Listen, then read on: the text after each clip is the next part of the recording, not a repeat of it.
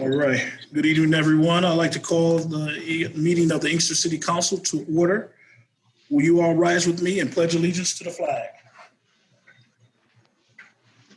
I pledge allegiance to the flag of the United States of America and to the republic for which it stands, one nation, under God, indivisible, with liberty and justice for all. Councilman Williams, would you lead us in prayer, please? Yes, sir. Father God, we come no other way but from heart to heart, leaning in your everlasting love. Father, we just thank you for putting your everlasting arms around the city of Inkster. Father, bind us together with love, unity, and strength as we move forward together. In Jesus' name we pray, amen. Amen. City Clerk, roll call, please. Mayor Wimberly. Here. Councilwoman Watley. I'm present. I was muted. Okay. Councilwoman Washington. Present. Councilman Shaw. I'm here. Okay. Mayor Pro Tem Howard. Here. Councilman Williams. Here. And Councilman Chisholm. Here. We have 7 present tonight, Mayor. We do have a quorum. All right. Moving right along. Approval of the agenda. So move, Mr. Chair. Support. Been moved and properly supported. Madam Clerk, do we need a roll call on this? Yes. Well, you need to add the item C to the agenda. All right. Yeah. Okay. Because that's the revised one. Right. Okay. All right. So are you, because I was actually looking at the agenda that you sent me, and the one we have hard copy. Yes. Are we moving C? Are we moving B down to C? No. No, actually just adding C. It's adding C, yes. With Ms. Jordan on there. Okay. Yeah.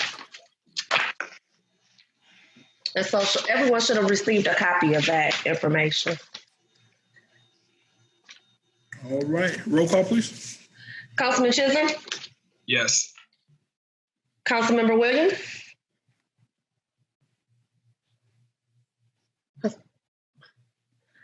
Councilmember Williams.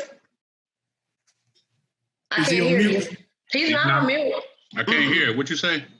We're doing the roll call for the adding of item C to the agenda, and are you in agreement with that? Yes. Yes. Okay. Mayor Pro Tem Howard. Yes. Councilmember Washington. Yes. Councilmember Shaw. Yes. And Councilmember Watley. Yes. Yeah, we have 6 yeas. All right. We have an agenda for tonight. Moving right along. Presentations, discussions, public hearing, consent agenda. Have a motion? So move. Is there support? Support. Consent agenda? Support. City Clerk, you caught the move and support, correct? Yes, I did. All right. Roll call, please. Councilmember Howard. I'm sorry, Mayor Pro Tem Howard. Councilmember Williams. Yes. Councilmember Chisholm. Yes. Councilmember Watley. Yes. And Councilmember Shaw. Yes. We have 6 yeas, Mayor. All right. Motion carries. Boards and commissions.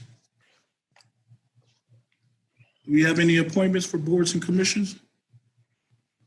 I'd like to reappoint Mac Willis to the Planning Commission. Do we have support? Support.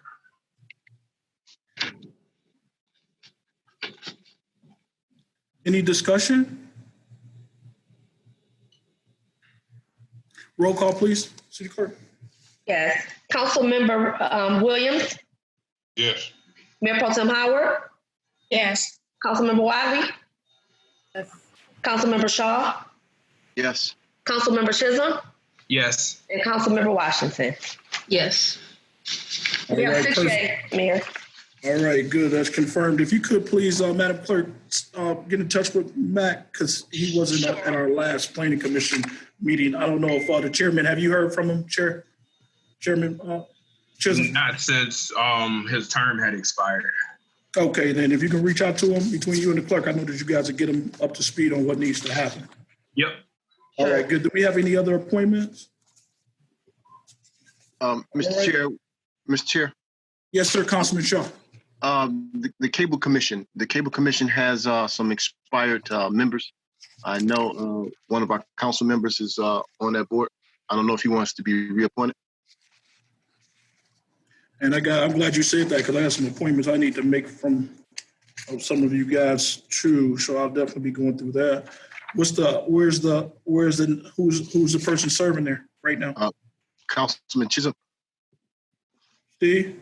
Councilman Chisholm?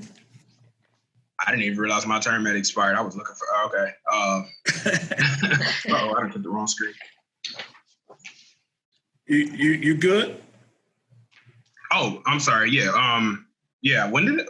I can't pull it up right now. When did it expire? It expired. Looked like it expired on the 1st of January. Oh wow, beginning of the year. Okay. All right, good. Then we got moved and supported. Mayor, I'm sorry, I didn't catch the move and support it. I make the motion to. Okay, I make the motion to reappoint Councilman Chisholm to the Cable Commission. Okay. Do we need a roll call for the? Yes. Yes. Roll call, please. Councilmember Washington? Yes. Councilmember Williams? Yes. Councilmember Shaw?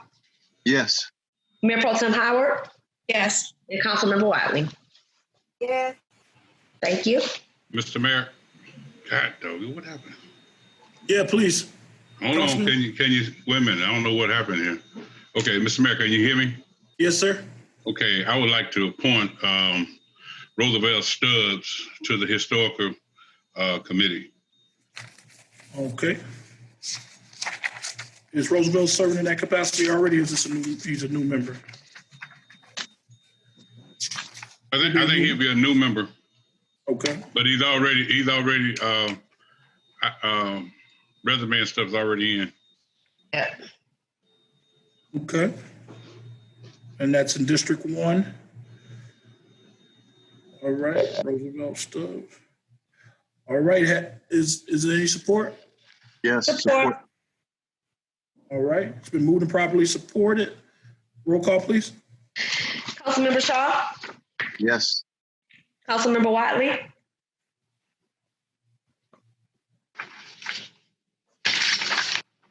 Councilmember Wiley?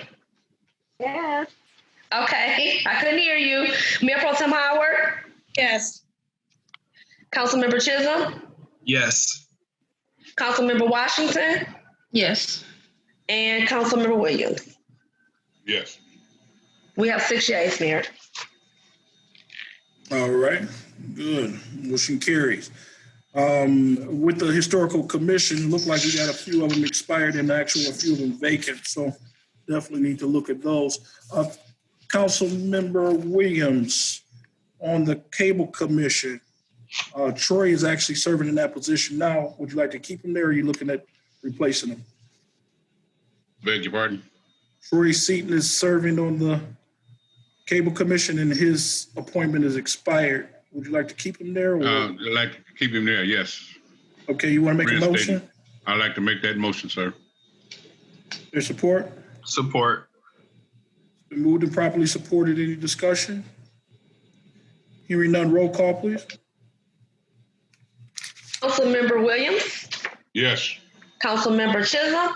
Yes. Councilmember Washington? Yes. Mayor Pro Tem Howard?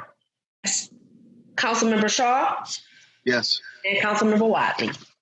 Yes. Thank you. We have 6 yeas. All right, motion carried. Any others? All right, hearing none, previous business none, ordinance, first reading, second reading none, new business.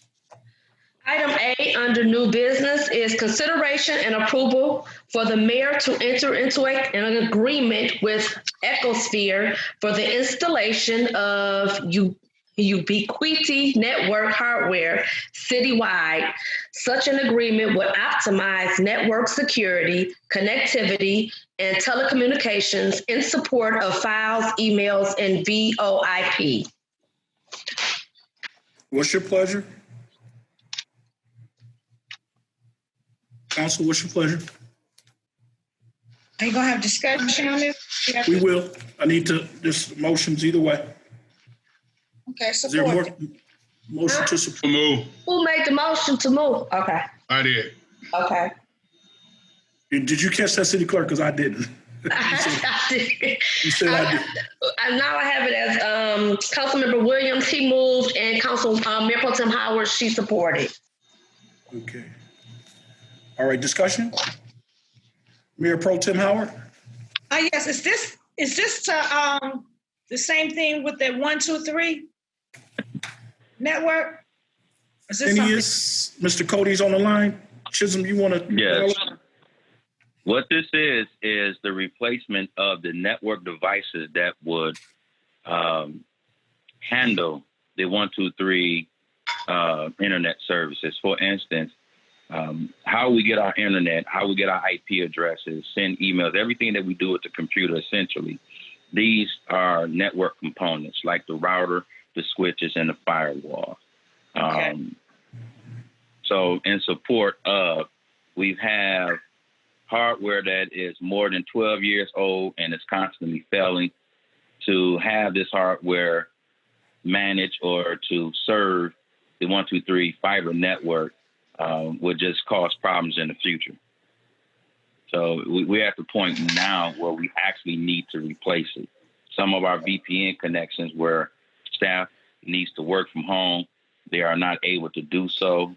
It's been frequently disconnecting, and I've had to do a lot of work after hours just to keep the network up and to keep these VPN connections available for those staff members who are working from home.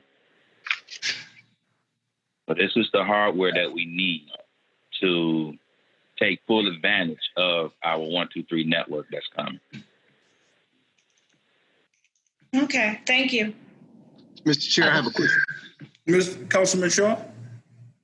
Now, with the account or with the cost, you have on page 32 or the professional agreement is $41,793.94, but in the action item you only have 41,000. So is this a different price that we're gonna have to look at down the road, or is this the same price? I was looking at that difference in price as well. It looked like it was missing the sales tax. Yeah. That's what it is. It's not it's not an additional price. It is probably a miscalculation of missing the sales tax. Mm-hmm. Because that's in the service agreement. So do we want to change that to reflect the service agreement, or you're just going to go with the 41,000? We'd like to change that to reflect the amount that's in the service agreement. Correct. Okay. I have a question as well. Hold on, just one second. Oh, I'm sorry, you weren't done. Yeah, just real quickly, the account that this is going to be coming out of, it doesn't have an account number on the action item as well. Darren, could you speak to that for us, please? I'm muting him now. Thank you. Okay.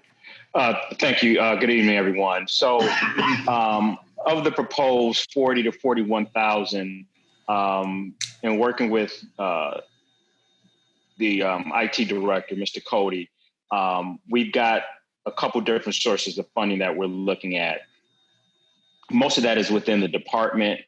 We've allocated, and as everyone knows, the new fiscal year just started last week on July 1st. So we're kind of right at the very beginning of the fiscal year. Through the budget, we have put $40,000 into operating supplies, which essentially goes towards purchases that the IT department makes on behalf of the city throughout the fiscal year. It could be anything from replacement computers to different types of hardware and equipment and so forth. So there's $40,000 in that account. We're not looking to drain that entire account. As we were going through the budget process back in April, May, and June, as Mr. Cody identified some cost savings, primarily for our new phone and internet services, there's about $10,000 that would be available for this fiscal year in terms of what we budgeted and what we expect to be the cost once all the services that we've got planned with the new contract with AT&T or Office at Hand for the voice, and then the new internet agreement.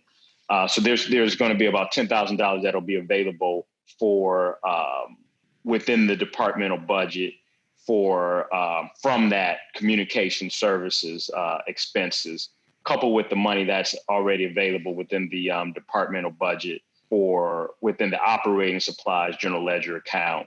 And then there's also approximately $12,000 from the adopted budget that would be available from the general fund that's projected to be available. Now that's a projected savings, but that can be allocated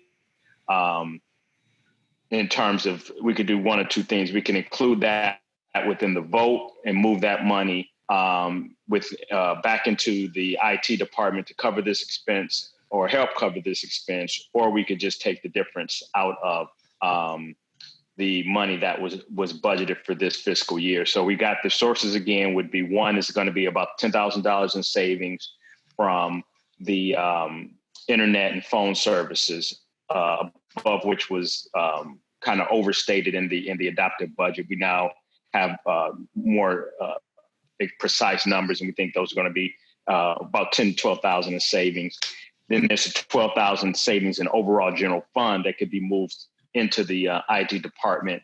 When I say 12,000 and within the general fund, that's the bottom line money that was available with the roughly $14 million in expenses and revenues. There was about $12 million in projected excess revenues.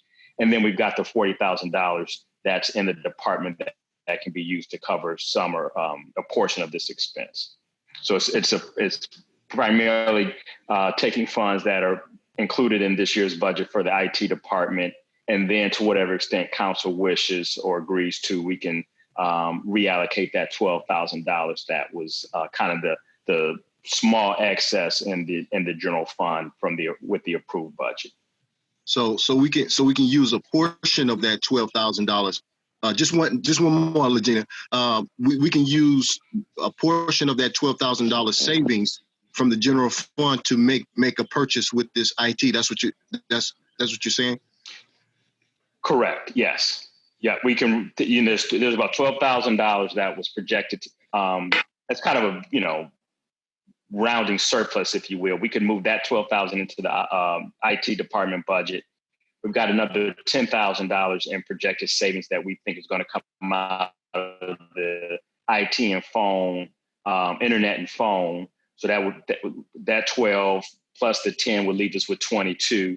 And then we would take roughly 20,000 out of the existing funds that was projected to be for this fiscal year to go towards hardware purchases, such as what we're proposing here, to reach that $41,000 mark.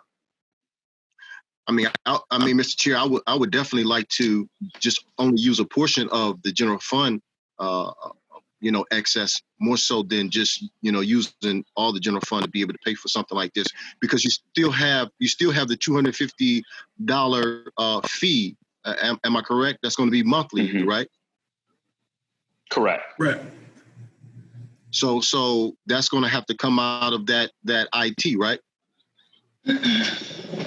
That's for 3 years. That would need to come out of the IT. Correct. So that's about $3,000 a year, depending upon when the service gets started. It could be $2,500 somewhere between $2,000 and $3,000 for the year.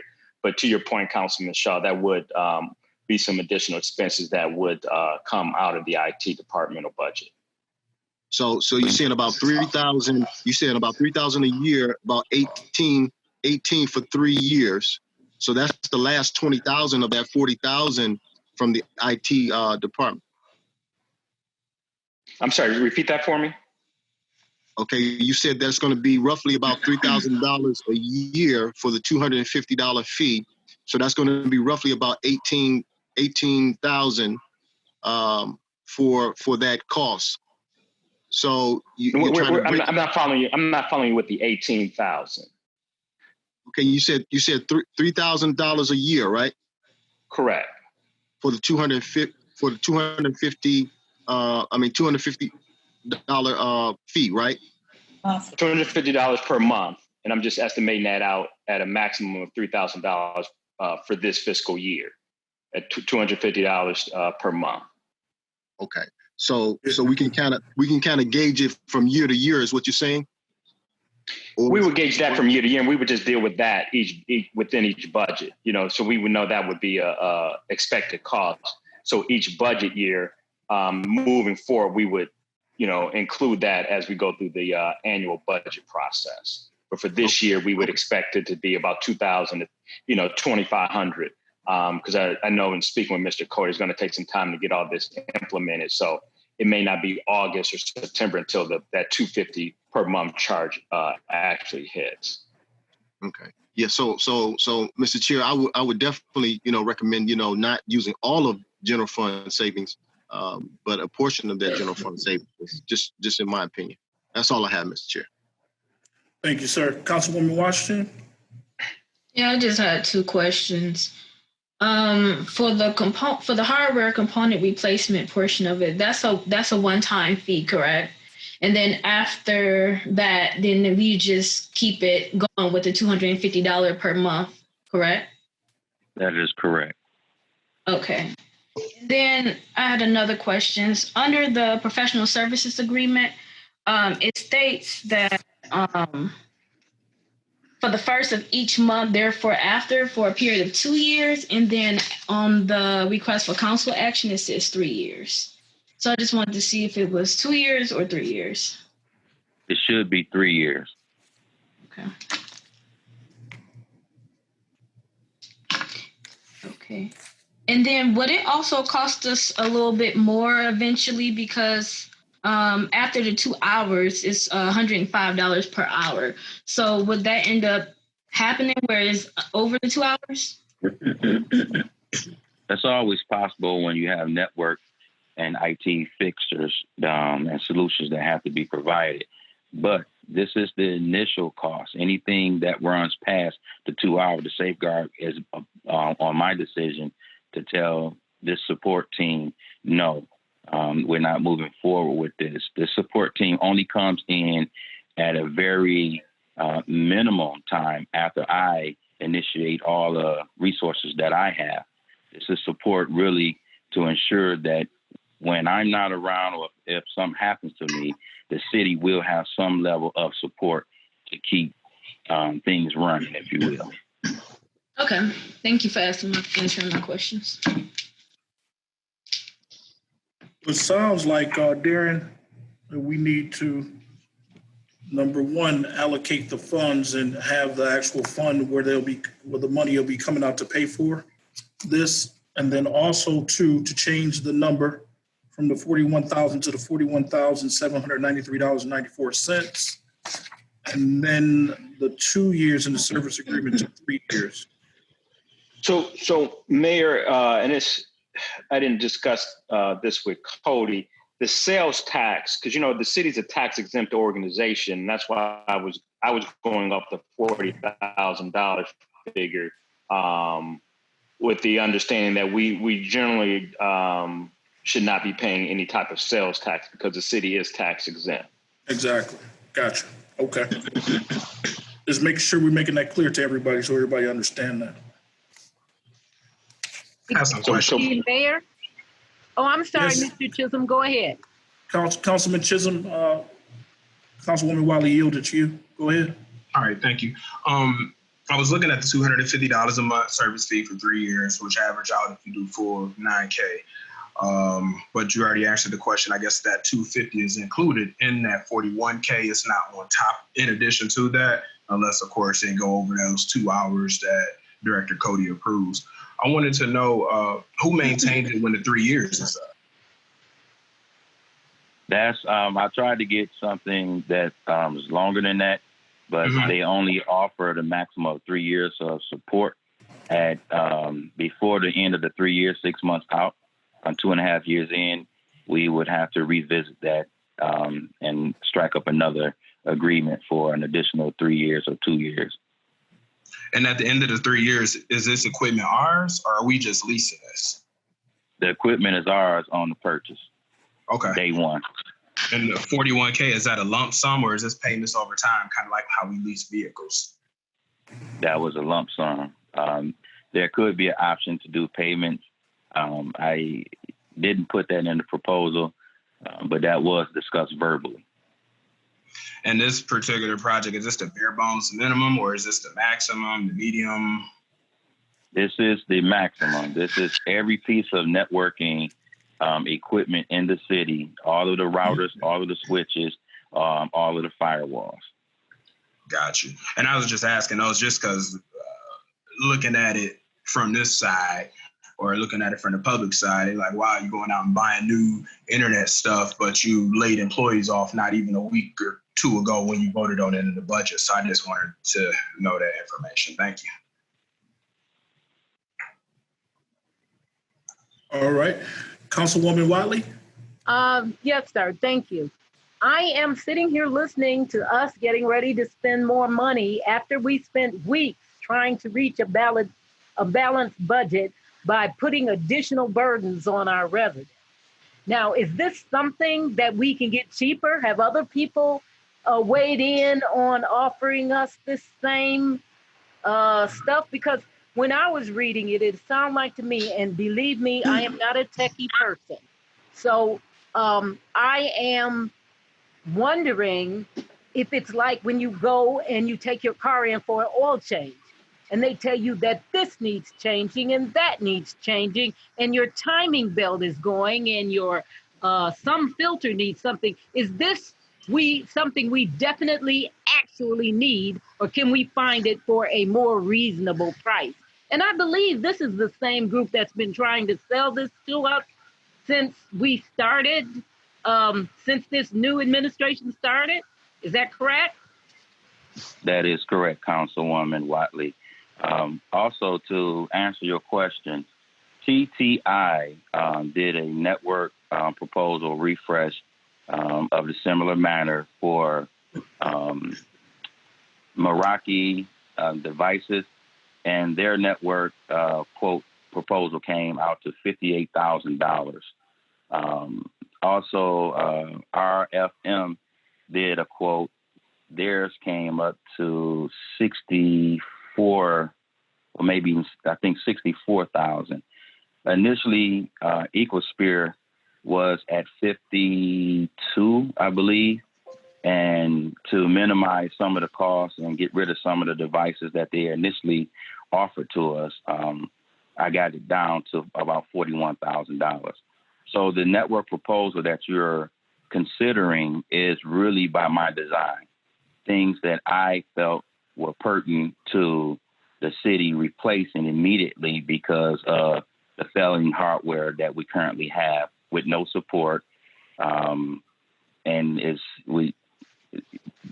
an example, our VPN is failing 6 times last week alone, where I spent 2 to 3 hours per day just to keep that up in the middle of the night so people can come in the morning and have the ability to work from home. I don't know how much longer that Band-Aid effect or solution is going to enable us to be able to work from home or to have that ability from our firewall. Also, Director Cody, this is something, Councilwoman Wiley, that you had asked about I think about 4 meetings ago, when this was actually coming as it relates to the 123 net that we had initiated that project. So this is going to complete that. And not only that, it's going to drive service for the actual end user, which is our constituents that come in and actually pay bills. Cody just spoke on one instance of things failing in City Hall alone, in the Treasurer's office, as it relates to taking payments at times of the computers and network has failed, also in the clerk's office. So getting this particular system up and running immediately is going to help with the end users. Also, too, it's going to save us money overall. Am I saying that correctly, Cody? You're saying that correctly. Again, this is the backbone of how we do business. All of our internet, phones, and everything need IP addresses. Network storage, like the clerk does, a lot of files storage on our network. Without the proper network components in place, we run the risk of really being in the dark and using paper and pencil.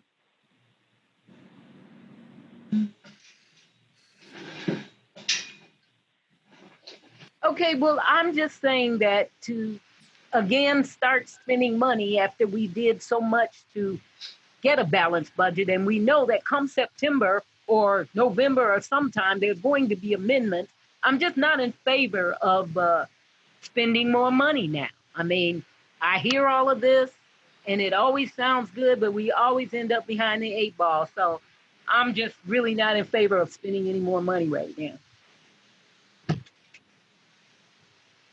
That's it. Thank you, ma'am. Any other questions or discussions on this item?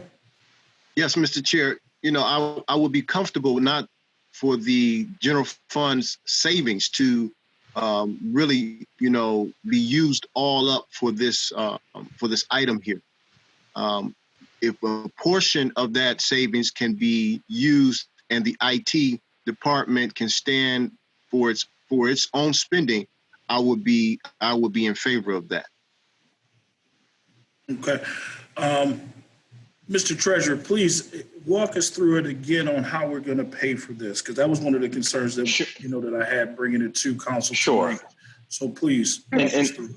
And I think this kind of speaks to both the point that Councilman Shaw just brought up, as well as Councilwoman Watley.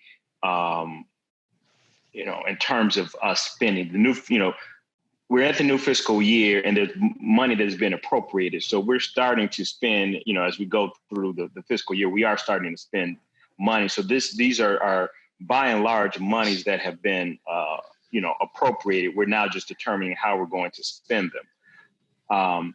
So within the IT department, we have a number of expenses that have been budgeted and approved by council. They're in this year's approved budget. Of that money that has been approved, there's about $10,000 that we expect that we were planning to pay for our phone and internet service. That right now we now see and expect that phone and internet service to come $10,000 under budget. So we're just in. Keep in mind, council approves the budgets by department. So we're just going to be spending money that's already within the IT department budget, that $10,000, $10,000 to $12,000 roughly. Along with that, there was $40,000 that council approved for IT that goes to, wasn't targeted for any specific project. It's just designed to cover costs primarily for hardware and related infrastructure costs as the year goes on. As I mentioned earlier, it could be some computers or anything, printers or what have you. We don't want to drain that entire $40,000 out first week into the new fiscal year. So we're trying to take about $20,000 of that, $25,000 of that. Again, within the department's budget that's already been allocated, really doesn't require any specific action, any additional action from council, because council's already appropriated those dollars, and we would just be using what's already been provided. In order to avoid draining out that entire or much of that $40,000, because we want to be practical and realistic, knowing that there's going to be some IT needs as we go through the fiscal year. We knew we had $12,000 that was a very, very small amount. Out of $14 million budget, we had about $12,000 that was kind of basically the break-even point, the very, very slight, less than 1% surplus. Taking some amount of that $12,000 and applying it against this purchase. It could be $5,000, $10,000, $12,000. I'm sorry, Treasurer. When you say surplus for $12,000, is that out of the IT's budget, kind of like a carryover? No, that's out of the entire general fund. That's the $12,000 that was kind of the amount of revenue. We were roughly at $14 million. We pretty much had a balanced budget, $14 million in revenue, $14 million in expenses. Revenue was very slightly higher in the approved budget. If you look at the approved budget, it was about $12,000 in revenues out of the 14 million. When you look at 14 million, 12,000, we're talking about a very small percentage. So just saying, if we wanted to take some of that or all of that 12,000 and move that into IT to go towards this project, that would require a council action. If not, then we would just utilize the money that's already within the IT department budget and moving it from one general ledger account to another to come up with the entire $40,000 price.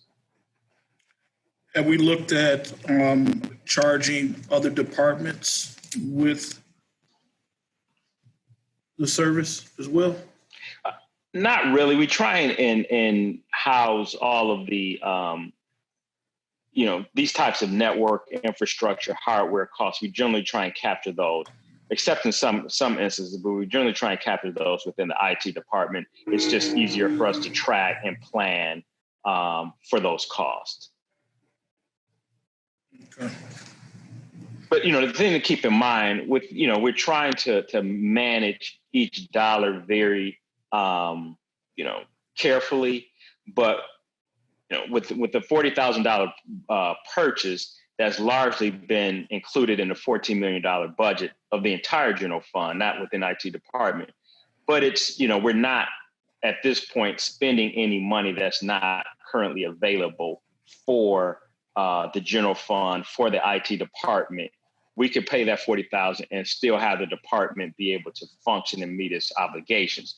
The one limitation is we would be, to whatever extent we take that $40,000 that we set aside for the entire year, we would be early on in the fiscal year taking a significant amount of that out to fund this purchase.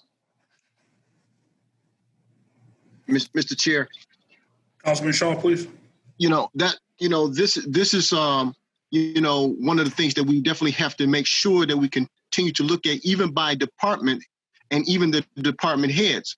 Now, you have to make sure that they have to really look at their budgets, because if they really believe in their projects, they're going to have to spend the monies out of their budgets, because we're going to have to start looking at these budgets like we did, department by department. So if they, really believe in their projects, they're going to have to spend the monies out of their department that has been allocated. So they're going to have to, I know it's a fine line there, small amounts, but this is going to show, whether or not this is something that we really, really, really need to have. So if they really, really need to have this, then it has to come out of that budget, not so much out of the general fund budget. Now, I'm in support of what the chair has said with charging other departments if later on in the year we have certain things that come up that other departments may need. I think that's pretty practical. But these department heads have to really, find some money. And I know Director Cody has found a whole lot of savings. And therefore, we can move ahead with those savings and with the monies that council has already allocated. That's all I'm saying, Mr. Chair. I totally agree. Mr. Chair, this is directed at Felicia. Felicia, how would this technology help you during this election? I mean, are you having problems right now? Can you hold on? Yeah, I'm having a lot of connection problems to the state website. There's some software that we are mandated to have by the state that we don't have yet. And I've received several emails that we need to have. It's just a ton of connection issues. When we go in to issue people ballots, we can't get connected. It really affects us. Okay, so the software that you need, would that come out your budget, or it's all up under Cody's? My understanding is it all comes up out of the IT budget. Okay. Okay. Do you have money in your budget to pay for the software that you actually need? We didn't budget for that. A lot of things come down through the state that, they just right. Will send us and say, hey, you got to have this. They're, unfunded. We don't, you just have to get it. Okay. So, yeah. And it's just my understanding that anything IT software related will come through the IT department. Okay. All right. Is that a correct statement, Mr. Carrington? Yes, it is. And the other thing I would note on that point it also allows, from a decision-making standpoint, the IT director, Mr. Cody, is the person who's best suited to determine how that money should be spent. So for example, if we had $1,000, $5,000 purchase that's being done in the department, there's really nothing in place to kind of, force that department to clear that purchase through IT. By putting the money into the IT budget, from a process standpoint, that purchase is then going to be led and has to be authorized by the IT director. So that's another reason for us putting that money into the IT budget. He's the person who's best able to coordinate that, as opposed to each department kind of in a fragmented basis, making these decisions that may not be optimal for the city or fit into whatever the overall policy or strategy that the IT director is trying to implement on behalf of the city. I agree. We agree. Okay, so understanding all that and everything that we've heard, do we have a motion of support for this purchase? And how would you like to proceed, Council? We've already supported. I'm sorry, it's now just a call for the vote? Yes. All right. Let's have a roll call. Councilwoman Watley? No. Councilman Mayor Pro Tem Howard? Yes. Councilmember Shaw? Yes. Councilmember Chisholm? Yes. Councilmember Williams? Yes. And Councilmember Washington? Yes. Mayor, we have 5 yeas and 1 nay. All right. Yeas have it. Motion carries. And Mr. Mayor, if I might interject, this might not be the appropriate time, but Ms. Jordan needs to be led into the meeting because her item will be item number C. So I don't see her in the waiting room. Okay. I've constantly sent Ms. Jordan invites, and currently she is listed in the contacts as offline. Okay. Okay. Okay. All right, then we'll deal with that once we get to it. We do have the chair for the Planning Commission. He's on, as well as I'm a member, so we should be able to get through it. Okay. If he's not on. Okay, and item number B under new business is consideration and approval of an offer to purchase one residential house, which is located on the west side of Spruce between Beach Street and Carlisle, and is legally described as duly noted or 344 Spruce in the amount of $1 to Platinum Acquisitions. What's your pleasure?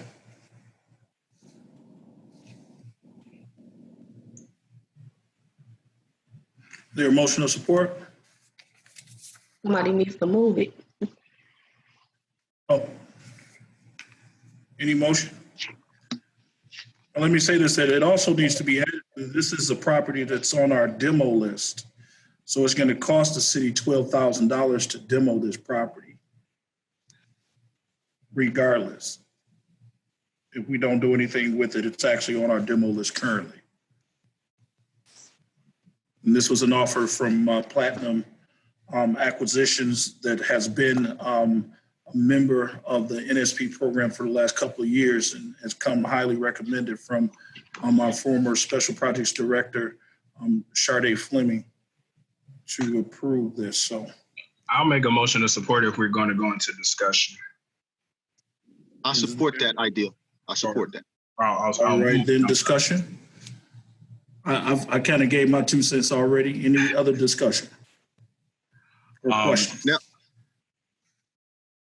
okay, if no one else is going to speak, I just have a few questions. Is this some sort of charitable organization that's asking to buy it for $1?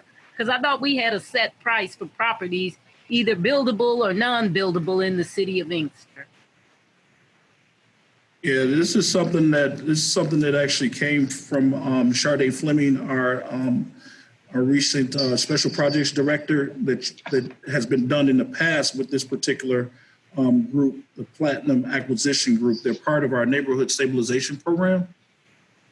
So this has been done before in the past in order to keep it off the books from the city having to spend $12,000 to demo the property.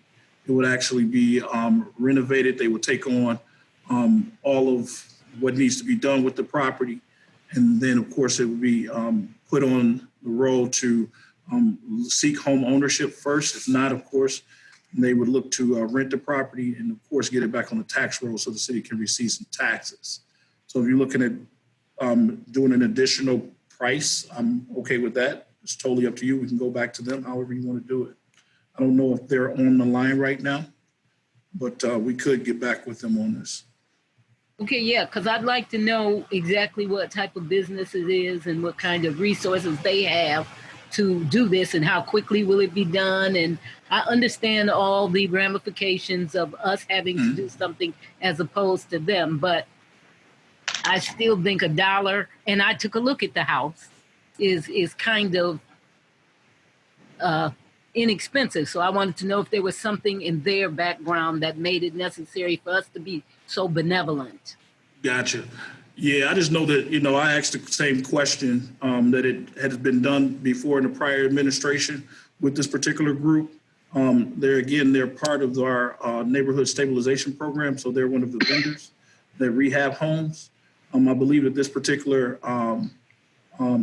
entity is the largest property owner in the neighborhood stabilization program as now. So they do have resources and capabilities. So as it relates to timelines, we will be able to get that for you. Mr. Chair, I'm sorry, Councilwoman Wiley, were you done? Basically, yeah. Okay. Okay. Mayor Pro Tem? Can you provide us with the demo list? Now, if we have demo houses, what is the procedures to get this house out of demo and purchase it? Because it was put on the demolition list for a reason. So we don't have any of that information in the packet as to what was actually wrong with the house in order for them to put it on the demo list. Because it's a nice house. I rode past it. Actually, we rode past it Saturday, Mayor. It's a nice brick house. Yeah, I thought the same thing. It needs a lot of work. But also, I looked online. I put the address in online, and they were saying in 2018, it was assessed at $26,000. So that's double. So maybe we need to put this on hold to find out what's originally wrong with it. In order for our last building department or this building department put it on the demo list, because we don't know. Yeah, and I'll definitely provide you with a list of the demo properties. The county is actually starting to demo properties based off of the NSP program. The Community Block Grant program from last year. I believe that this was actually one of the properties that was on the demo list that was approved by the demo board. We do have a demolition board that approved the property for demo. So I will get back with you on that information as well. Yeah, because I just like to know what makes a house condemned. I mean, the brick house. So, you can start from the bottom up, but I just, want to know that. So, okay. I totally agree. Okay, I'll get that information for you. I'm done. Okay. Any other questions? Yes. Councilman Chisholm, I think I heard you. Okay. Yeah, my question, I guess, with that, or confusion, if you will, was the $1 versus a non-buildable price or a buildable price. And I know in a past meeting where Councilman Williams did make a motion to counter that for a different homeowner, and especially if this was on the demolition list and if we've been paying taxes and things on it like that, if it was something, just saying, if it was an NSP program, I know the business owner would pay the back taxes on it and the city wouldn't profit, anything off of it. And I think this $1 is like the lowest we can go because for the deed transfer or something like that. So yes, I would just like clarity on that. And if at all needed, I will rescind my motion or modify it to table it so we can get the further information. I agree with that. Mr. Chairman. I like that. And Councilman Chisholm, if you could, I think we need to do that even after the discussion. So go ahead. Were you done, Councilman Chisholm? Yes, I'm all set. Thank you. Okay, Councilman Williams. Mr. Mayor. Yes, sir. Okay, first of all, I would like to know. I don't know who's determined that this is a demolished house to be demolished. Okay, the demolition board. There's nothing wrong with that. There's nothing wrong with that house, but need the roof and need the trees and all the debris cleaned up around it, and it need a roof. Okay, on that house. Now I don't know who's determined that this is a house that need to be demoed. Out of all the houses that we got in the city that really need to be tore down, why would we take a house like that and tear it down? That brick home. Okay, Yeah. that's a brick foundation on that house.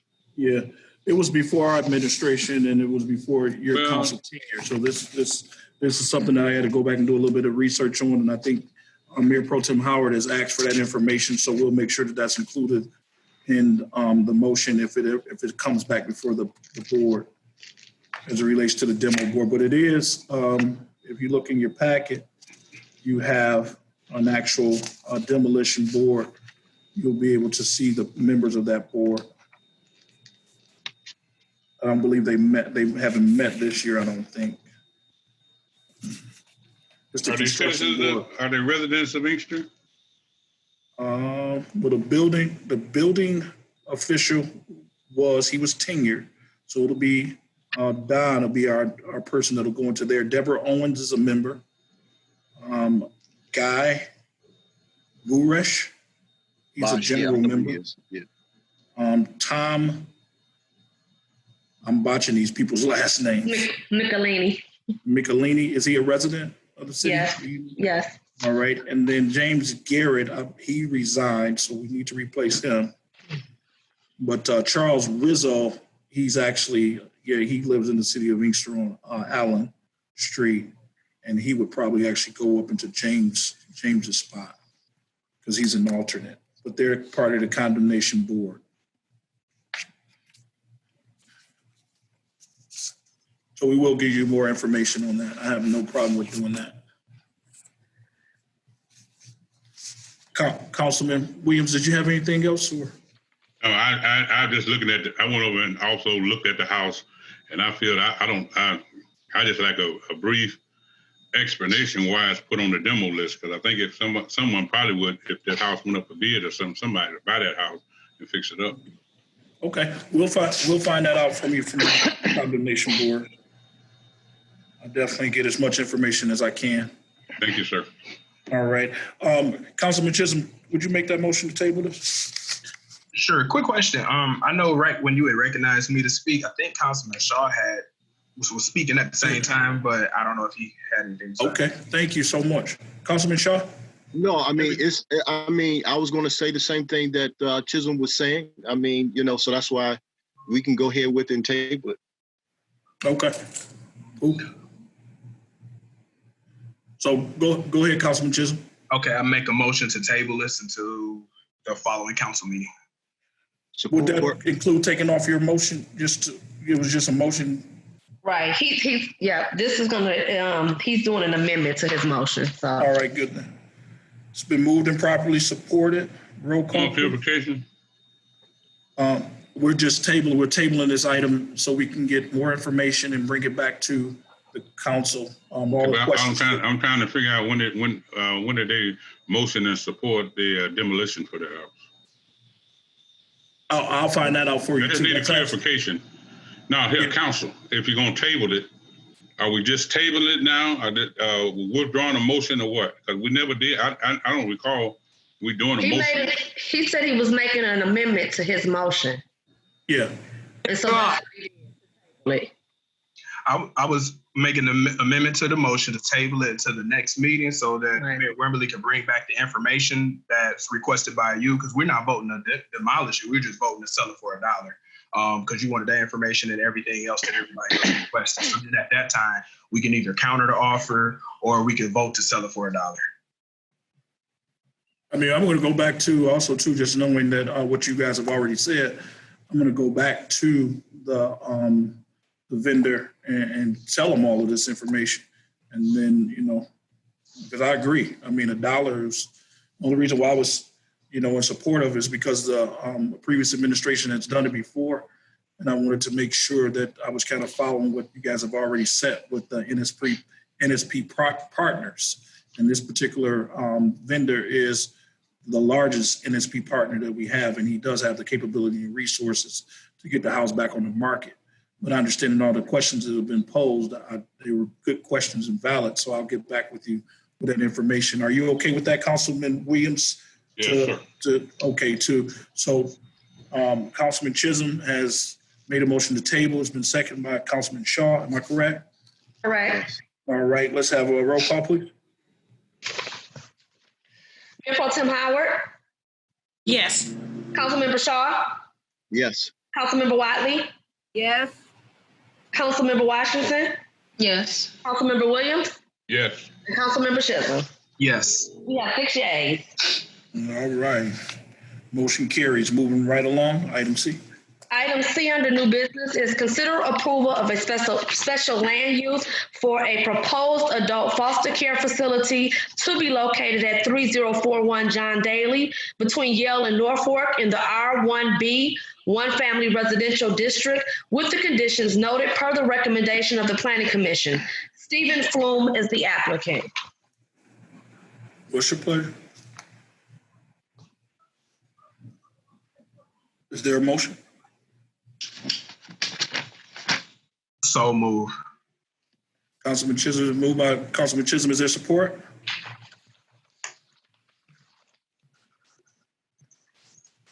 There's support. It's been moved and supported by Councilwoman Washington. Discussion. Yes, Mr. Chair. I think this item has come before us more than one time. It's in my district. And all weekend, I've gotten calls from residents because they did not know when they had the meeting with the Planning Commission. Mm-hmm. So a lot of residents wasn't aware of the virtual meeting, but this was voted down, I believe, twice. I think this is the third time that's coming before us, and the residents do not want this in their district. So I'm told them that I was going to explain to you guys that we didn't want it in our district, and it failed twice already. I think that Sandra, do you remember, Councilwoman Wiley? Do you remember this coming before us? Not specifically, but I do know that several of these facilities that have come, because I thought this was the that group home setting, and I think that's the one that came before us before. I think this is a private residence, isn't it? It's a house, not a continuous building. Can Adrian? I'm gonna get Ms. Jordan on the line. Yeah, she's on here. All right, Ms. Jordan.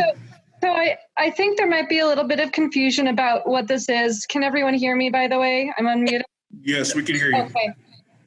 So this particular item, at least in the last 3.5 years, has not come before the Planning Commission. I am unaware of any activity at the site prior to the last 3.5 years per se. However, this is for an adult foster care facility in what is the former, I think it was the Jehovah's Witness Hall. So it is not a single family residence, nor has it come before the Planning Commission in the last 3.5 years.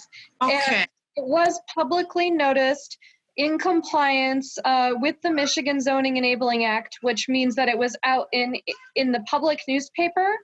And it was also mailed to residents, the public hearing notice, within 300 feet of the site, mailed to all residents at least 15 days ahead of the public hearing, which was held June 22nd. And the public notice contained all of the call-in information for the virtual meeting at that time. And we did actually have one resident call into that meeting, and she received the notice. Okay, so what about the signatures? Because was they supposed to get any kind of signatures? No, they were not. Okay. So, okay. For this, I think you might be confusing it with the, across the street. But the one across the street that's been vacant for a minute. But if this is the old Jehovah Witness building, we agreed to sell it to someone because it was supposed to be a daycare center. So I do recall a daycare center starting the planning process, and they stopped the planning process pretty quickly thereafter. Okay. And we don't own this building. It's not publicly owned by the city of Inkster. Right. Okay. Well, yeah, all weekend, Mr. Mayor, I was getting calls because this is something that the residents do not want to have in their neighborhood. And I think that we should kind of listen to our residents because they are the ones living next door to the property. So I'm just fighting for them. Listen, I totally agree. You know, I'm District 5 all day, and the Jehovah's Witness Church, when it came before me, my immediate question to Ms. Jordan, and I want her to explain this, was if we could have a moratorium on these type of businesses in the Correct. city. Understanding that in the city of Inkster, we have over 46 of these type of businesses, not just AFC homes, but independent living style homes, and the police runs are just out of control. Right, I can believe it because I have some on my block that and it's not to say that no one needs help. Everybody needs help, and I'm not sure. But in a residential, it's kind of hard. And that's what is it, mixed use? But people stay next door, people stay across the street. I think that's just too close for the residents to bear. Because I wouldn't want it next to my house, but I'm not saying that no one deserves to have a place to go. But I just think that building there, I've been in it. I'm not sure what they would have to do, but when we originally sold that property, they came before us. It was a daycare center. So. But let me ask you this question, Mayor Pro Tem. You said when we originally sold the property, did the city own it at one point in time? But I think it came before us. It came before us for something, but it was supposed to have been a daycare center. Okay. Because I think the property was never on a tax road. I think the Jehovah Witness, I guess they must have sold it outright. I'm not sure. I wasn't aware of that end of it. But I do remember something coming to council, and it was supposed to be a daycare, and I think we approved it for a daycare. So just to speak on the daycare issue, I do remember doing a pre-application for a daycare. However, it never gained traction, so it never went to Planning Commission. So if it did go to council, it must have been a different daycare application that was more than 4 years ago. Okay. Mr. Mayor. And then if we just put it in perspective, the city of Inkster, we have about 25,000 residents and 46, like I said, 46 of these type of businesses. In the city of Livonia, they had 96,000 residents and they have 11. Right. So, talk about the balance of it. You really need to look at it. I agree with you 100%, Mayor Pro Tem. We want folks to be able to get help and of course, people to live. But at the same time, when we talk about the quality of life and issues that we're having with these type of businesses, we have to really take a serious look at it and what we're doing. So I don't know, Mrs. Jordan, as I talked again about a moratorium being placed on these type of businesses, I know that you had said that we couldn't because of the state and the state requirement. What if this motion fails tonight? What does that do? What's the next step? So we have initiated in the planning department text amendments for adult foster care facilities to bring them into compliance with state regulations and case law. And that will be going on the July 13th Planning Commission agenda next Monday, which is at this time scheduled to be an in-person meeting. And if the motion fails tonight, it could put us out of compliance with the state law, which is what I'm trying to correct now in the zoning ordinance, because we do not have, under state law, even though our zoning ordinance is not correct on this, we do not have zoning power to regulate adult foster care facilities of 12 residents or less. And this is a facility with 12 or less residents. I think this has 11. And we can only potentially regulate facilities that have 13 to 20 residents under state law, potentially only as a special land use, because these facilities with 20 or less residents, they have 3 different class categories, but all of them must be treated as residential uses and must have zoning regulations cannot be more burdensome than what you would find for the equivalent density of a residential use. So family adult foster care group homes, which are 6 or less, have to essentially be treated exactly the same as single family residences. Small adult foster care homes, which are 12 or less, also more or less have to be treated as residences. And if you have 13 to 20, you may be able to treat those as multifamily residences, but you can't enact additional burdensome requirements that would give them a separate treatment above and beyond that. And this was all coming out of an attorney general opinion from 1993, as well as some case law from 1985, which was from the city of Livonia. So I would caution us to stay in compliance with state law, especially as we do have these text amendments coming up next week. Mr. Mayor. Councilman Williams. Go ahead. I hear that Brother Chisholm didn't call me back. Councilman Chisholm. All right, thank you, Councilman Williams. I was just gonna ask, I know you had mentioned about the city of Livonia and them only having about 11, and I was just wondering what all played into that, if they had anything on their books, or was it perhaps that they are a much more highly populated city than us, and maybe they don't have as many vacant properties to occupy, you know, from that point when they started up until now. And then also, I had just wanted to express to my colleagues too, when this comes before the Planning Commission, you know, it's at that particular level where, of course, the public is able to come out and voice their opinions about anything that we're voting on to recommend it to council. But once they are in the guidelines and things of that nature, we vote on it to recommend it to council. One of the things is we always have to keep in mind is the legal ramifications, whether the citizens want it or not. We have to go in between those legal lines on what our powers are and aren't, or what the state statute says and doesn't say. That's the only reason. I know a lot of times that has to be explained sometimes, if you will, to the citizens, because they'll say, well, we don't want this here, we don't want that there, you guys can do whatever you want to do. We can, if we're not going to expose ourselves to liability for prejudice or being biased. And thank you, that's all I have. Stephen, just to really quickly, as it relates to Livonia, I think it was just a combination of those things. You talk about just the density and population, but also property values, and just overall just being vigilant on properties as they come up, and as a community and looking at what's going into those neighborhoods. So we'll definitely be working on that as well. All right, thank you. All right, Councilman Williams. Mr. Mayor.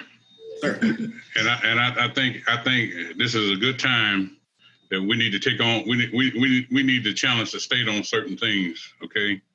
Because if they're gonna continue to dictate in our city, okay. Now, as you indicated before, you know how many group homes and senior homes and various things that we already have in the city. You see what I'm saying? Yes, sir. Livonia got what, about 11? Yes, sir. Okay, so apparently they're regulating it some kind of way, okay? So some things we're just gonna have to bring the state down here and challenge them about, because we can't just keep on letting group homes and convalescent homes come in the area. That's what we're gonna end up being.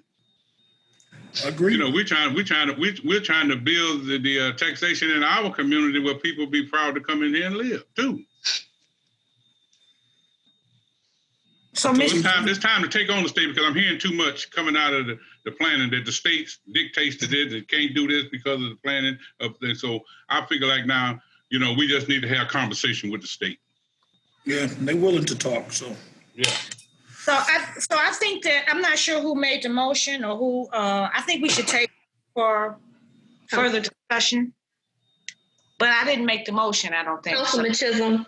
I made the motion. I made the motion just through the chair to Ms. Jordan. Are we on the timeline for this? That's a question posed to me. Yes, sir. We're on the timeline. I don't believe if you table it and you want to bring it back after we bring the text amendments to council, I don't believe that there's any strict timeline that would prevent that from happening. That is certainly an option. The only timeline pertains to what the applicant's timeline might be, and I believe they are also on the phone line if you have any questions for them. And just Okay, Mr. Mayor. Councilwoman Wiley? Yes, I believe Ms. Jordan, because I understand exactly what Councilwoman Pro Tem Mayor is saying. People say, I don't want. I have a thing about used car lots on Michigan Avenue. But there are seven different things that Ms. Jordan can give each of us that will tell you the things that you can say no to, because you have to give a reason for why you're doing it. And she sent this list out to us when we were on the last council. And if she could do that again for the rest of the council, maybe you can attach one of those reasons to why and have something valid to deal with the state with. So if she would reiterate those different qualities that you can say no to planning commission's thing, then maybe we can make a decision based on that.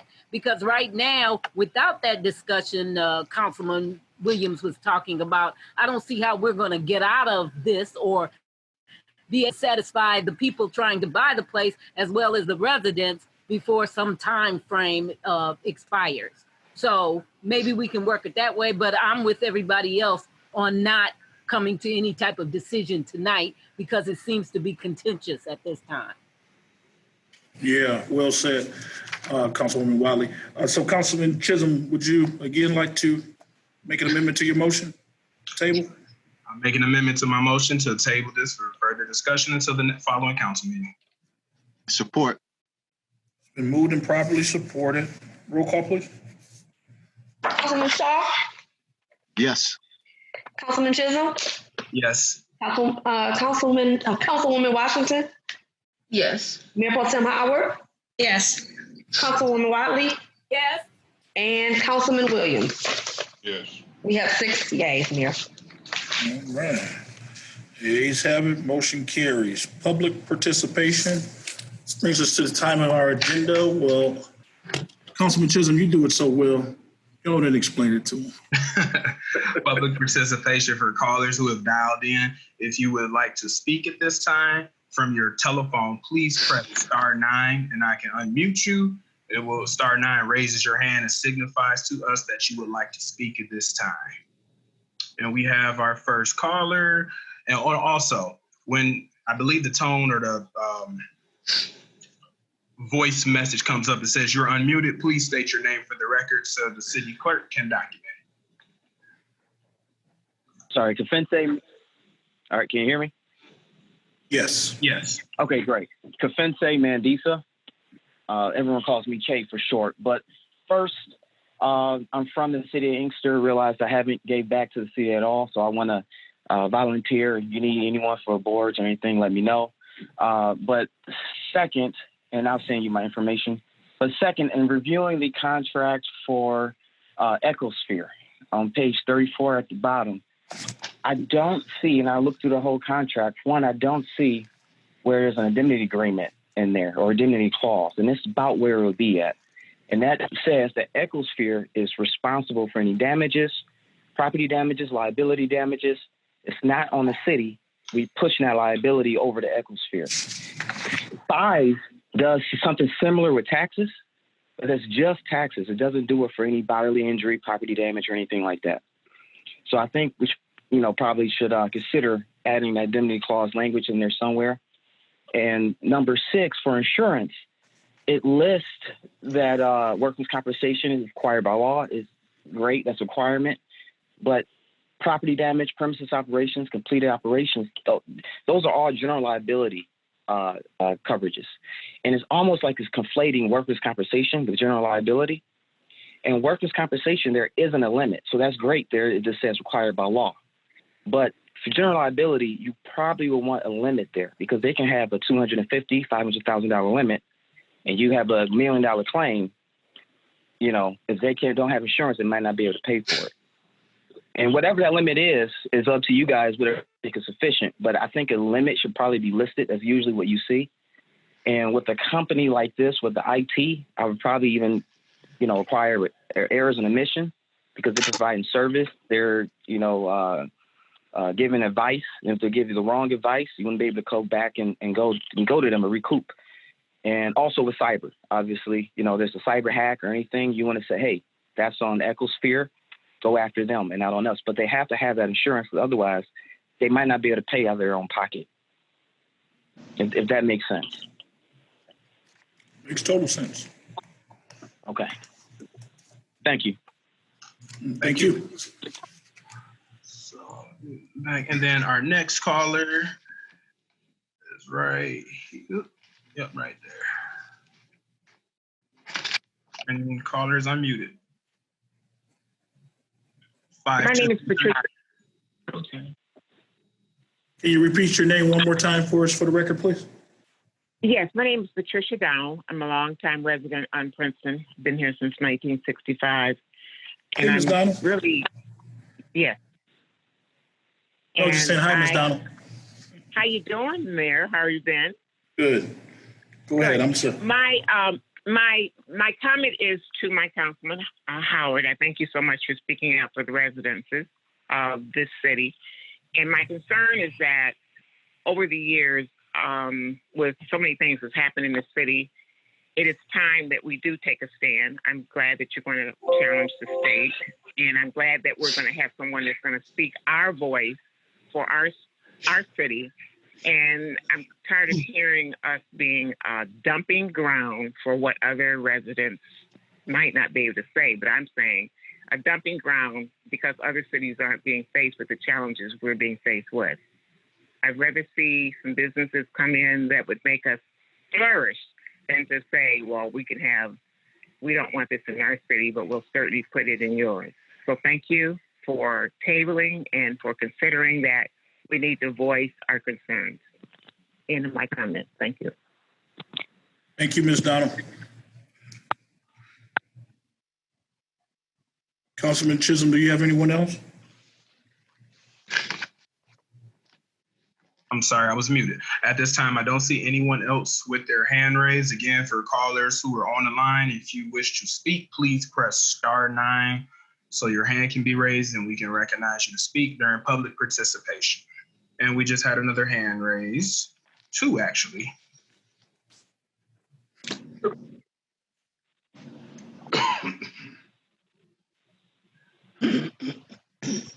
And I think the person is unmuted, 6059.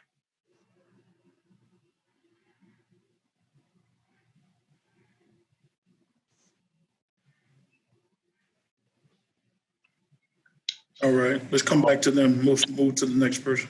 Okay. I'm sorry. It says they're muted again. Hold on one second. Maybe somebody did it at the same time I did. 6059. Please state your name for the record, please. Maybe not. Okay. Okay, you got anybody else, Councilman? Yes. 3340. Please state your name for the record, please. Rebecca Daniels. All right, Rebecca, please go ahead. Good evening, everyone. Good evening. I just received several complaints of a particular property just in recent weeks. The address is 4180 Moore, and they say it's been vacant for probably 25 years, and it should be condemned. And I think it's probably a good time considering the conversations that has been had tonight. So we could take a look at that property. The address is 4180 Moore. This says it's totally not habitable. It's full of blight, and it needs to be demoed. I have not personally went by the property, but I did Google it, and they did send me a couple of photos. So I think we may want to just take a look at that property and see what's going on with it. They say they're using it as a dumping ground. Okay. Definitely get on top of that. You have anything else for us? No, that was it. Thank you. Thank you. Councilman Chisholm, you have any others? Nope, no others in the waiting room. All right, sir. I think we gave enough time for public participation. Let's move right along. City Clerk, please. Yes, once again, Mayor, we are encouraging residents to vote by absentee ballot so they won't have to go to the polls due to the COVID pandemic. So people are listening. We are getting in applications, and we have started to mail out ballots. We are on our third round of ballots now. So thank you. All right, and Clerk, I know, we talk so much. You just brought this back to my attention. I had a young lady that came in on Friday as we were closing up, and she was asking about her ballot. She was going out of town. I believe she's actually going out of town Wednesday. And she was wondering if she could actually get a ballot here from City Hall, a physical ballot. Yes, she can. We are issuing absentee ballots, yes. So you can get your absentee ballot from City Hall? Yes, she can come in and do her application, and we will issue her a ballot. Okay, that's for anyone, correct? Yes. Okay. Good. Thank you so much, City Clerk. You guys are really working hard in that area.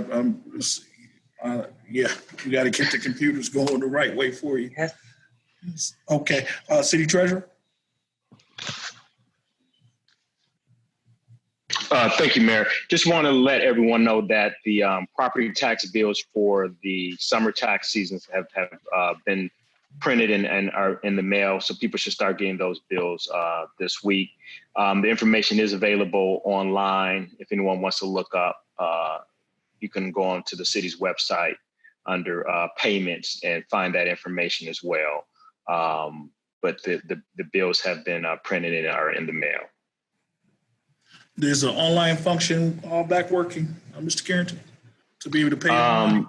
I did not check it today. My understanding is that it everything should be back online with with the issues getting addressed.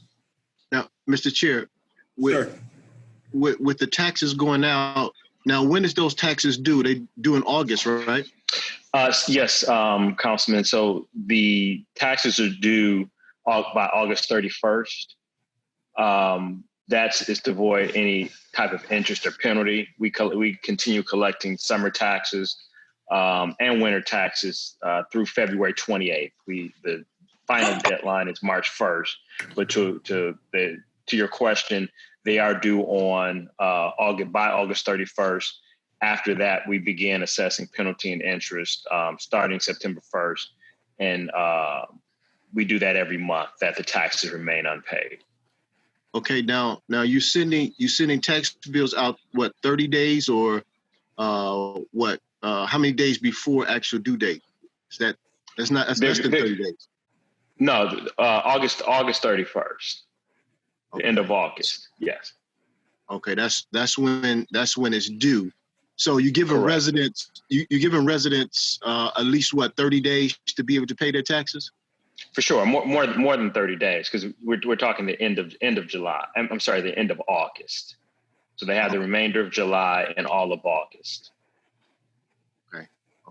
So they can look up from the city's website their property and see what the taxes are owed on the property? Correct. Okay. All right. That's all I have, Mr. Chair. All right. Mr. Treasurer, you had anything else? No, that's it. Thank you. Okay, Mayor and Council Communications, going right around. Councilman Shaw? Yes, sir. I want my colleagues to really, consider that general fund spending for the IT department. I'm not going to make a motion without talking to my colleagues, later, but we want to make sure that we don't continue to use general fund dollars to subsidize department heads, any department heads, spending practices. So I want, us all to really consider that. And also, Mr. Chair, the property over on Michigan Avenue and I believe Henry Ruff, it used to be a driving range, a golf driving range. Is the city in ownership of that property, or are they working towards doing anything with the property? Yeah, and let me say to your first point as it relates to just managing the budget overall, and that's duly noted from the administration. So know that we are constantly looking at the budget. I know that we had talked earlier on as a council to enact committees again. And Denard, I think that I had even talked about you being on the finance committee to work with me. To make sure that when we're bringing stuff before council, that we kind of vet them before, and then, we get thoughts and ideas and kind of shake those things out and be able to present them properly to council.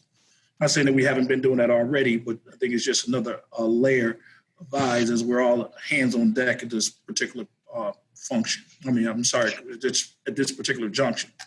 As it relates to the property that you're talking about, the old golf range, it's actually privately owned. And it's a couple of things that have come through the administration as it relates to development in that area. One has been talked about a Top Golf going into that area. I know the previous administration had mentioned something about that. I had a chance to actually talk to the developer of the actual idea of putting the Top Golf there, but the owner actually he wants a pretty decent penny for that property. So we're just kind of really going back and forth right now with the owner and trying to tie him to a developer and looking at dollars. Now, that particular property is in the opportunity zone. So we have put the owner with the guys from HUD that's working with him now as it relates to financing and looking at some other financing opportunities to bring a development into that area. Also, looking at possibly doing some residential mixed use in that area as well. So it's just stuff that's up in the air, nothing that's been concrete, but we are looking at developing that area. So if you have anybody to send to us, please do. Hold on one second. Let's stay in order. Councilman Shaw, continue. Yes, it's a very beautiful property. I mean, prime for development. I mean, it's bustling right there. Oh, yeah. So, it's let me say, man, we were well on the way. We had a couple of visits from the former basketball player, the Bad Boys, the newer version of the Bad Boys, Chauncey Billups, here in our office. That him and I, we sat and we talked about the property. We went over and actually looked at the property, and he wanted to bring in Black Mamba facility, kind of something like Joe Dumars. So we have been talking, and then of course COVID hit. So, COVID is COVID, and it's taking its toll all the way around. So we're trying to get some development going in that area. That is one of the properties that's been identified by the master plan as well. And also, sir, with the questions I think Councilwoman Watley brung up from the planning department, if we can get those documents, it would be great. What are you referring to, sir? I think she had made mentions about some questions that we can look to as we go ahead on and have discussions with the state of what we can say and what we can't say. Oh, right, correct. Yeah, for sure. Now, we do have a department head meeting tomorrow, so we'll be discussing that during that time and see if Ms. Jordan can put her hand on it and send that towards us as a council. Councilwoman Wiley, did you want to clarify that? Yeah, just to clarify, it's 7 instances in which you can deny a special land uses. So some of those can be incorporated maybe in when you want to, but these are 7, I believe it was 7 instances where you can legally deny a special land use after the Planning Commission has said that they agree with it. But if you don't, these are the things you can use. You have to have a reason why you're denying it, not just that you don't want it there. So she'll give it to you, I'm sure. She gave it to us the last time. And I have mine here somewhere, or else I'd provide it. But yes, definitely get those from planning. Okay. Mr. Chisholm can help you with that too, Councilman Chisholm. All right, good. Councilman Chisholm, between Councilman Chisholm and Planner Jordan, we'll definitely get that. It's definitely a good tool to have. Councilman Shaw will definitely get that to you. All right, that's all I have, Mr. Chair. All right, Councilman Williams, I heard you jump on in there, so go ahead. I just wanted clarification. You was talking about how you was going to improve, bring up new construction. I didn't get the area what she was talking about. The old golf range on Michigan Avenue, right between Henry Ruff and Middle Belt, next to U-Haul. Okay. It's actually privately owned right now. Okay. All right. Okay. All right. Councilwoman Washington. I just had a question. I've been getting a lot of calls from residents about the Sunoco gas station on Middlebrook Avondale. It's really eyesore. It's trashed. So I'm just trying to figure out what we are doing with that business. Yeah, so you know that the business was actually shut down because it was out of compliance. It didn't have a business license. It didn't have a certificate of occupancy, and it also had some illegal activity at the location. It had over 100 calls to the location with the PD in 1 year. So we actually closed it down. Now we do have other applicants that are looking to actually buy and renovate the location. But again, because of COVID, we got behind. So we're going to be reaching back out to those people. Now, we know that the property is still owned by the former people that ran the gas station. So we're going to be reaching out to them. We're already issuing tickets as it relates to the area. But if they don't respond, then we will send a cleanup crew out there to clean it up, and then we will bill them for it. So that's where we're at right now. So know that I know that it is a pressing issue. It's right across the street from my former church, Middlebelt Baptist. So believe me, I done got calls about it, and we definitely gonna get it together for you. And I know it's your district, so I'll definitely take care of it. Okay, thank you. You're welcome. Anything else? Nope. All right, Councilwoman Wiley. Yes, sir. I just want to ask what we can do about the fireworks. I'm getting dozens of calls. I've even got emails. Today, I found an email from former Councilwoman Connie Mitchell, who tagged both myself and Councilman Chisholm in helping people. There was a gentleman said he had PTSD. His dogs were frightened. And you know yourself, Saturday night, if you were anywhere in the city of Inkster, you were not allowed to rest. I mean, it was ridiculous. So I want to get with the police chief or someone and figure out how we can minimize this. Are there certain hours? I realize you have to do it after dark, but the 5 hours preceding dusk has these fireworks going off like nobody's business. And I mean, they're loud, they're cannons, they're quarter sticks of dynamite. There has to be some way that whoever is doing this can be persuaded to not do it so much. Because, you know, I'm beginning to think I was wrong for voting Councilman Chisholm brought this up, that I was wrong for voting no on the budget. Because if these people had this much money, they can certainly afford lighting too. So I just want to find out if there's some way to do this, because I mean, it's expensive and we have old people here. I'm one of them that can't sit up and listen to that all night. So is there some mechanism we can put in place where we don't have to suffer for other people's fun? So that's my only complaint for tonight. We need to do something about that. Yeah, that was actually one of my items too, so I'm in agreement with you. I know that our ordinance actually speaks to holidays and times that they should be slotted to be able to do fireworks, but then the state actually says something else. So I'll be reaching out to our attorney tomorrow, along with AC Ratliff, who's actually over code enforcement, and of course the police, along with our Chief William Riley, to talk with them both to see exactly what we can do, because I'm with you 1,000%. We definitely need to do something to mitigate all of it's just a nuisance. It's a nuisance. And then all of the trash that was left from my God, fireworks. So, yeah, I'm with you. I'll be working on that, and I'll get back with you. I'll give you a call on that. That's all I have. All right. I'm moving right along. Councilman Chisholm? Yes, just piggybacking on the fireworks comments, I got calls and concerns about the same stuff.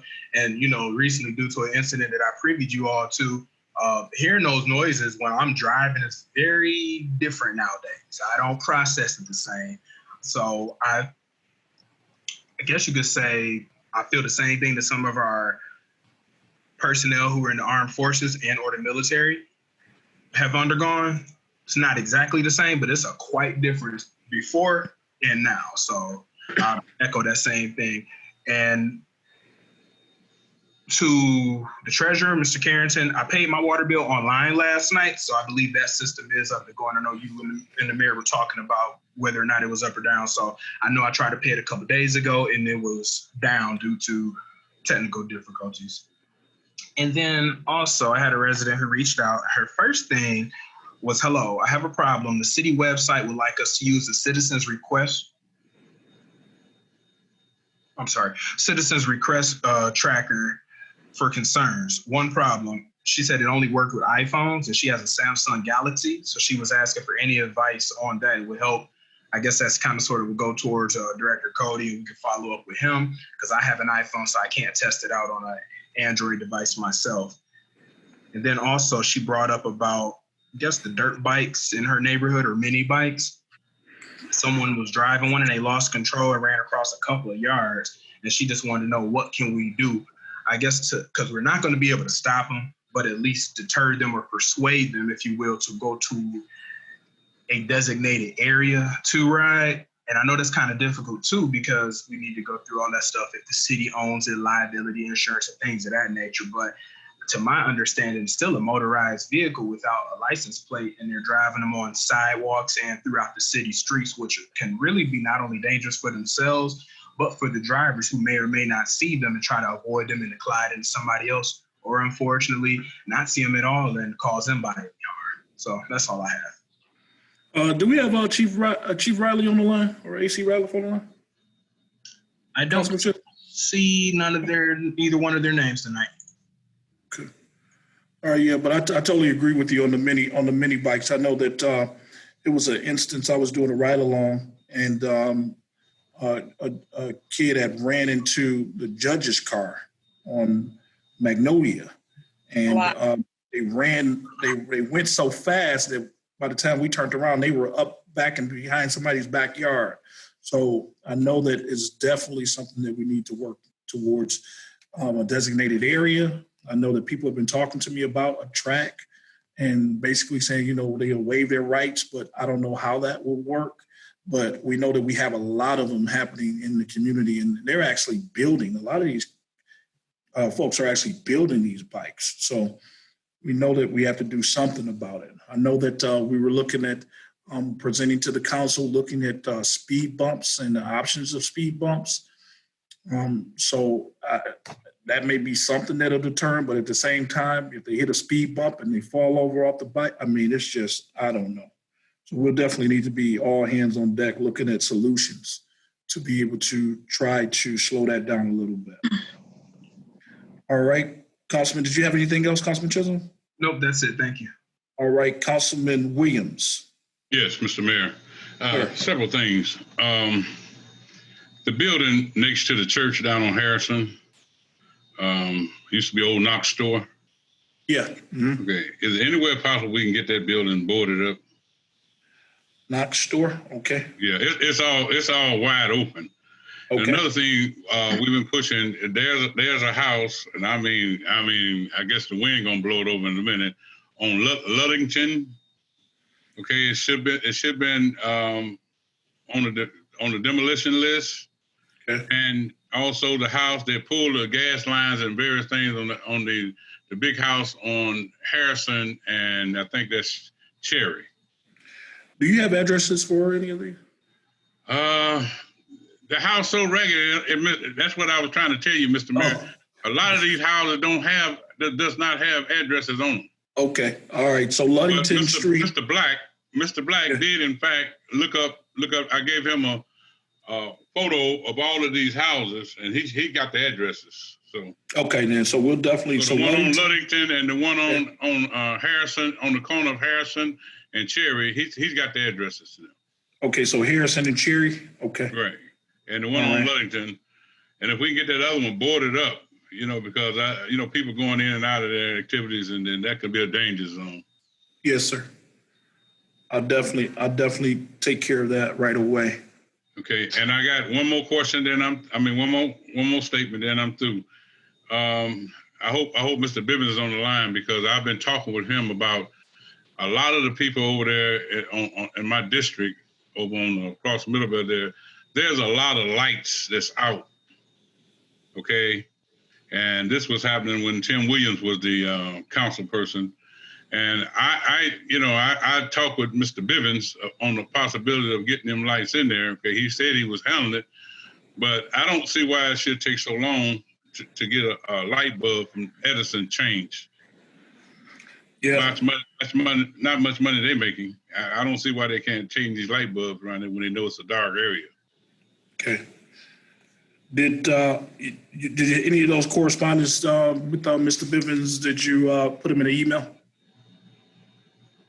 On the lights, I think it was just text. I didn't put it in an email. Text. If you could just do it email. I know what's needed, but even in the general area, I'm getting to that. I'm learning. And then CC me on that as well. Okay. All right. We do have a representative that works directly with us from DTE. That we're working with them now, because the city, for its inception, hasn't had a franchise agreement with DTE, and we know that they are a utility. So we're looking at ways that we could work with them to get new lighting in areas, and also to get those lights on that's been off for years. So if you could, in that email, just put in the general areas. I know it's your district, but if you have some addresses or street corners, whatever, that would really help us out. All right, I'll do that. Okay. Anything else? Mayor? Councilwoman, I'm sorry, Councilwoman Williams, were you done, sir? No, I just want to say I accolade with the rest of them on these mini bikes, 4-wheelers, and various things. Most of the thing, and another thing we got to look at down Carlisle, they're making a drag strip out of it, and it's somehow we got to stop it. Yeah. We got motorcycles and 4-wheelers. We ain't got people with cars just flying through stop sign. They get to Hickory, that's a stop sign right there. They'll fly all the way down the Inkster Road. Yeah. And I did send you all several emails, and one of those emails were about traffic enforcement over the holiday weekend. So we are picking them up. If you have a designated area, please email us, the chief of police, of course, and then CC me on it as it relates to those areas, this high volume area, high traffic areas that folks are just speeding and using our roads as drag ways, and we will put some folks out there. Okay, Councilman Williams, did you have anything else, sir? No, sir, that's it. Okay, Councilwoman Wiley? This was just a thought when we were talking about all the houses in Inkster that need to be demoed. I think there's at least 20 on our current list, and we have, and a couple have come in since then. So my thought is this is something that used to happen, but it was in a rural area where the fire department utilized these homes as training exercises for putting out fires and things of that nature. And cleaning up the fire debris is a lot cheaper than demoing the house to begin with. Plus, they're getting practical application. Now, I don't know if that would work in the city, but it's something we may want to ask about just to eliminate the problem and save money. Because to clear away the debris is a lot less than to demo the entire house and clear it away. Councilwoman Wiley, I totally agree. Brilliant. You can burn them. Okay. I'm going to talk with the chief about that because we were talking about right now actually having a controlled burn over at our brush site because our brush site here on John Daly and Trowbridge is just over capacity where stuff is all outside of the actual facility. So we're looking at doing a controlled burn, and I know that we had to get the EPA involved. So that's one of the questions that we'll ask as well. Great thought. Okay, thank you. All right, you're welcome. All right, just wanted to just give shots out to Ms. Curtistine Barge, along with Ruthie Williams. They put together a parade for the census on July the 3rd, which was well received.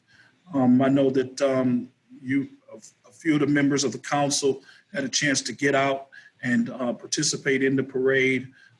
Several of our commissioners and clergy and just people from nonprofits, also just regular citizens. And it was really encouraging. Let me say that actually riding the route itself, it was glaring, Councilman Williams. I know what you're dealing with over there, just to be able to ride the route and actually see the vacancies over in that area and looking at the needs of the area overall as it relates to grass cutting and debris in that area. But just to be able to get out and ride with the parade and the census, it was a great thing. So just want to encourage you all to continue to encourage other people to do the census. I know that we'll have another parade. I don't know, Kim Howard, did you hear, did they give us a date on the next one, Council Mayor Pro Tem Howard? I'm not aware of that yet.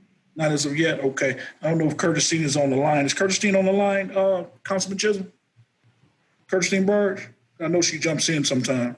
I don't see her name specifically, but give me 1 second. So I think earlier that one particular caller, I thought that was her number. I'm looking at her number right now. Yeah, that was her number.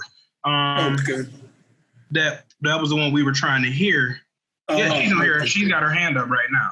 All right, good. Yeah, let her jump in there real quick. She can steal some of my time if you guys don't mind. Go ahead. Okay. I would like to thank everybody for their participation, but we do not at this point, after our next Zoom meeting, we will be able to report to council the date for the next event. But we do appreciate everything that was done and everybody that showed up for the Complete Count Committee. But we will let you know when the next one will be. All right. Sounds good. Thank you, Curtistine, for all the work that you guys are doing. Just keep it up. I mean, you guys are already, as it relates to the numbers from 2010 to now, you guys have exceeded that number as it relates to reporting, correct? That percentage, I'm sorry. We will be by mid-July. We're at 59.2. We ended at 61% last time. We, however, have until October. So it's our intention to hustle. We're going for 90% because we have another 3-4 months to do it. So we'll be out there every opportunity we get. Okay. All right, good. And Mayor Pro Tem Howard. Yes. Yes. Oh, it's my time. It's my time for talking. He's frozen. I think the mayor froze.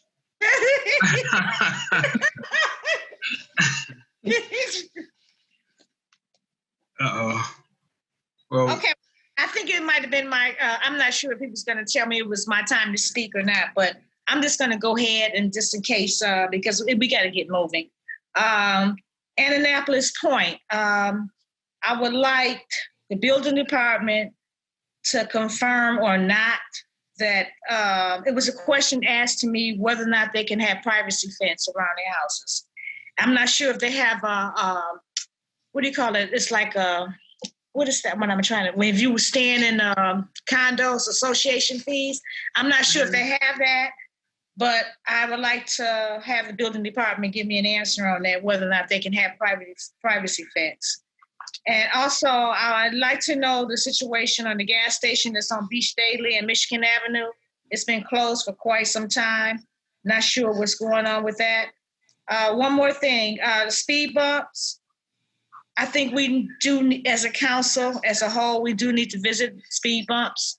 I was in Detroit off of Grand River Saturday, and I drove by I'm not even sure which streets, but they do have them. I think they have 2 to 1 block, 2 speed bumps. So I think that's something that we should be looking into. But that's it. That's all I have. He hasn't gotten back on yet? He's back. Yeah, I'm back. That's why I was Mayor Pro Tem Howard. I had you down here on the check. I just went so fast. I was saying, did you jump on in? You already got you already said everything you needed to say? Yes. Did you have anything for me directly so I can make sure I follow up with you? Other than the building department, I just wanted to find out whether or not if Annapolis Point can have privacy fence, because I'm not sure if they have I keep forgetting, it's late. Association fee, and the residents asking me that live on Annapolis, can they have a privacy fence? Yes, ma'am. I definitely, okay. I know Felicia got it written down. We'll check into that. Okay, I'm done. All right, good. Thank you, ma'am. All right, then. So moving right along, do we have anything for closed session? Yes, Mayor, good evening. This is Mr. Jones. I have some issues I want to show in closed session along with some videos that should take about less than 10 minutes, but I think it's imperative to give counsel a perspective on one of our more important cases. So we went to a breakout session, and Phineas has indicated that I should have the ability to share my screen tonight. Okay, perfect. Is there a motion to go into closed session? Motion to go into closed session. Support. Moved and properly supported. Roll call, please.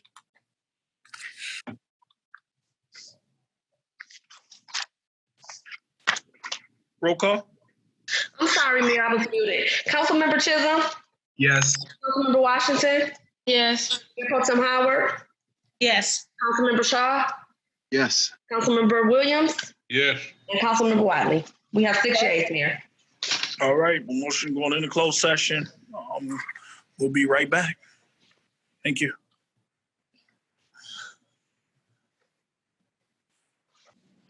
All right.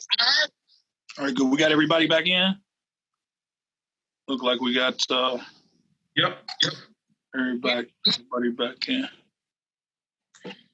All right, so no other motions needed? We all good, City Clerk? Yep, just a motion to adjourn the meeting.